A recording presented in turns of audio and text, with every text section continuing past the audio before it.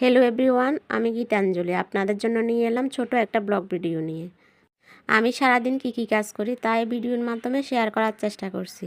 সারাদিন তো অনেক কাজ করা হয়, সব তো আর ভিডিওর মাধ্যমে দেখানো সম্ভব না, তবুও যতটুকু পেরেছি ততটুকু আপনাদের সাথে শেয়ার করেছি।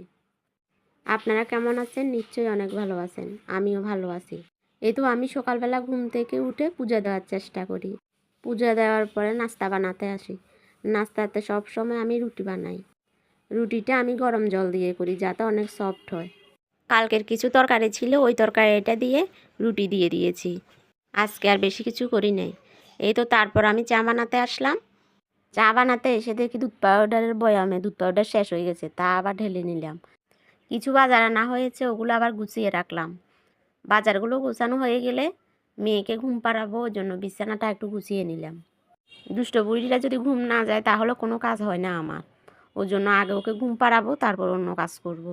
তারপর ফ্রিজ থেকে মাছ বের করে রেখে মেয়েকে ঘুম পাড়িয়ে নিলাম। তারপর তরকারি কাটতে বসলাম। আজকে বেশি কিছু রান্না করব না।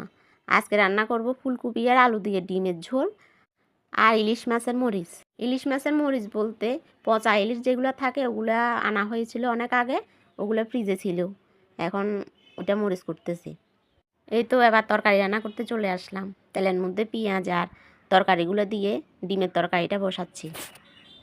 এদিক দিয়ে মেয়ে বলতেছে, মা আমার খিদে লাগছে, ওর জন্য আবার ওকে খাওয়াতে আসলাম। কালকের কিছু পান্তা ভাত ছিল, ওগুলো ওকে মরিচ আর পেঁয়াজ দিয়ে মেখে দিলাম। মরিচ আর পেঁয়াজ দিয়েও খেতে অনেক ভালোবাসে ওর জন্য। এই তো আমার ভাতও অনেকটা হয়ে এসেছে।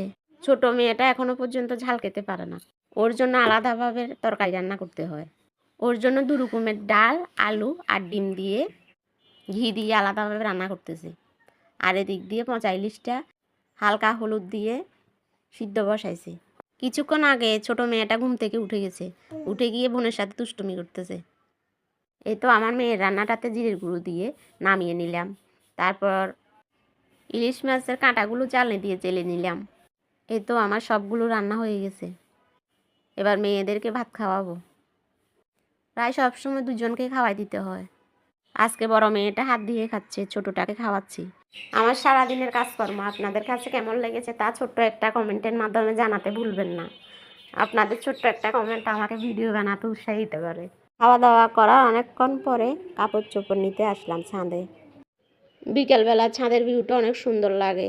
এ বাসার ছাদ থেকে চন্দ্রনাথ বিপক্ষ দুইটাই মন্দির দেখা যায়, খুব ভালো লাগে। আজকে মনে হয় অনেক কুয়াশা ছিল, ওই জন্য আর দেখা যাচ্ছে না। ছোট মেয়েকেও নিয়ে আসছি ছাদে, ও এখানে এসে তো অনেক খুশি। আজকে প্রাকৃতিক সৌন্দর্য দেখতে দেখতে বিদায় নিচ্ছি। এতক্ষণ পর্যন্ত আমার সাথে থেকে ভিডিওটা দেখার জন্য অসংখ্য ধন্যবাদ।